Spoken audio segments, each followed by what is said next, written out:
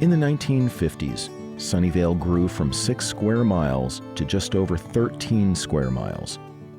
This expansion was accomplished through annexation, which is a complex and sometimes controversial method by which a city can acquire land directly adjacent to its city limits, or sometimes land that's already within its city limits.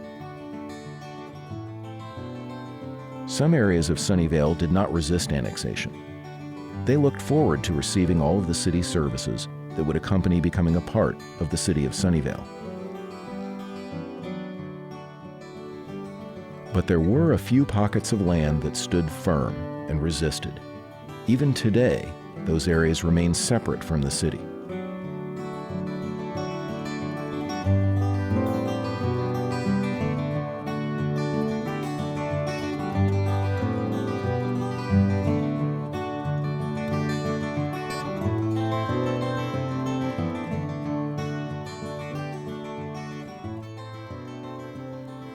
One such island is located right in the heart of the city, the Butcher Ranch.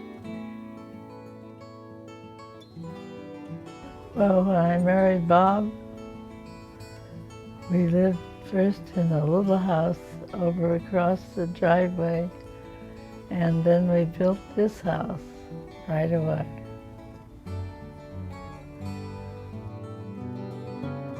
It was orchards. A few strawberry fields. And it was that way for years. I could go into San Jose driving through orchards, and then pretty soon I was driving through subdivisions.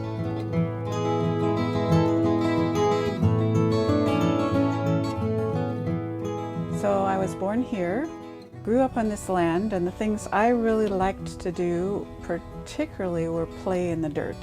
Play in the dirt, climb the trees, just be out with the plants, and we didn't really have animals. There were dogs, but they didn't stick around long. And the water. I loved the irrigation ditch. That was a great place to play.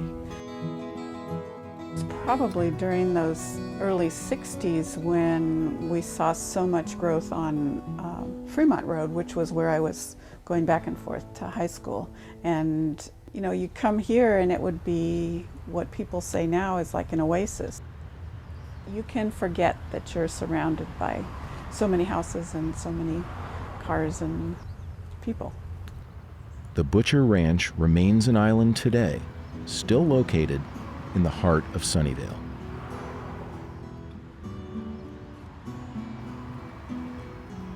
There were other types of islands as well. Homes that stood apart from the rest due to their unique design, such as the strange flat-top roofs of homes in some neighborhoods. These homes, quite unusual in their day, were built by Eichler Homes and became known simply as Eichlers. The uniqueness of these neighborhoods is much more visible from above.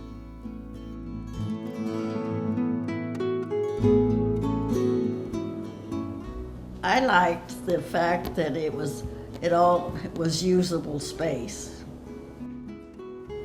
We looked around and my husband said, that's the house style I want, and so he had chosen this one.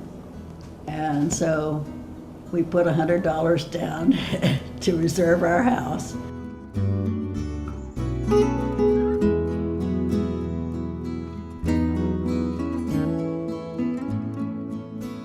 Well, I liked the atrium.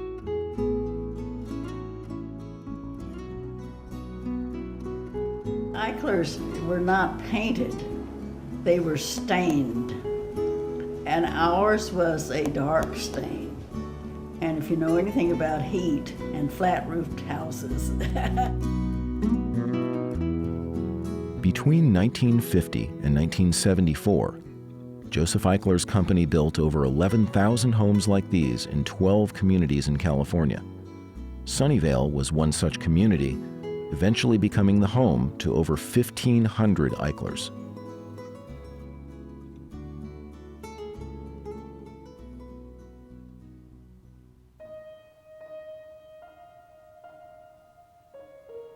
Around the same time that Daniel Rodriguez was celebrating his 11th birthday, another island was being built in Sunnyvale.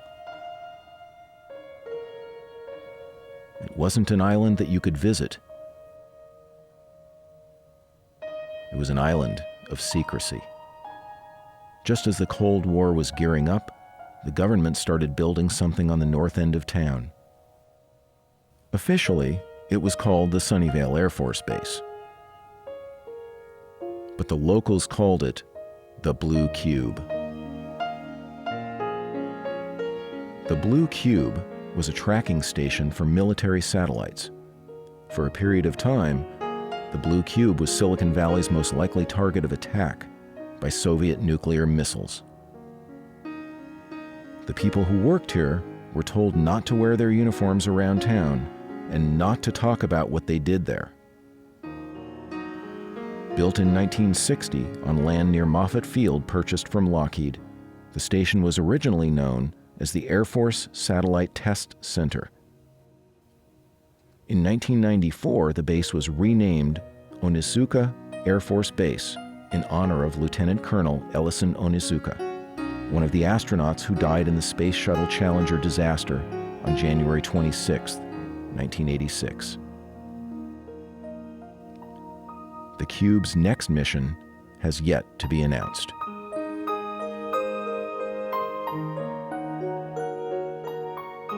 A very exuberant Chamber of Commerce man, Al Spires, and the census of 1950, he was determined that we get a count of 10,000, because if you have 10,000 people, you get on the map.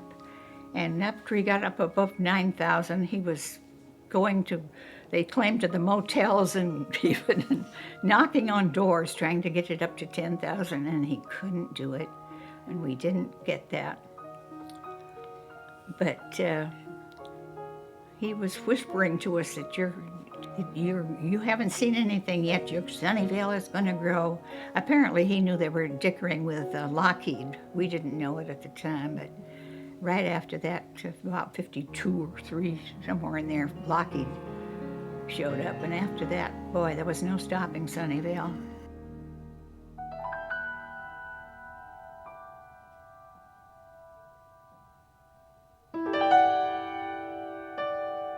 High technology was following government and military needs with Moffett Field and NASA, and now Lockheed in town. Lockheed planned their move to Sunnyvale from Southern California so that their workers would leave work in Van Nuys on Friday, drive up to Sunnyvale over the weekend, and be at their same desk on Monday morning. It all went perfectly.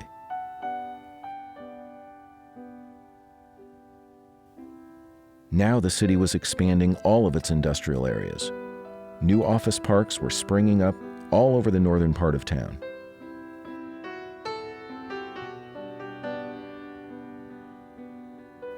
The southern end of town was changing too. As Sunnyvale grew to the south, El Camino was realigned, eliminating access to Old San Francisco Road and creating a parking lot in front of the old Greyhound station and Sunnyvale Hardware.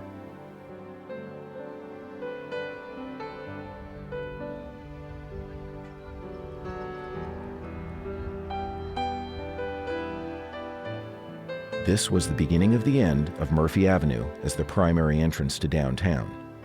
Newly widened Matilda and Sunnyvale Avenue were now the main way into downtown. If you could lay this image over the same spot in modern Sunnyvale, you'll notice how much wider El Camino is today, and you'll also notice that Murphy Avenue is almost completely lost on today's map of Sunnyvale.